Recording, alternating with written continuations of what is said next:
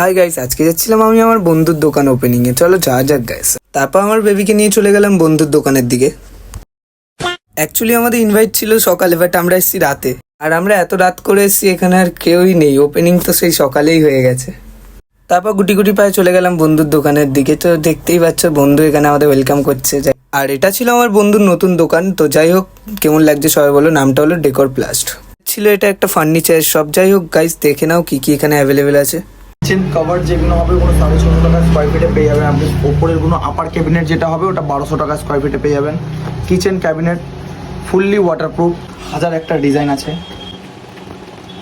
এটা হয়ে গেল লুবার্স বলতে এগুলো দেখতে পাচ্ছেন।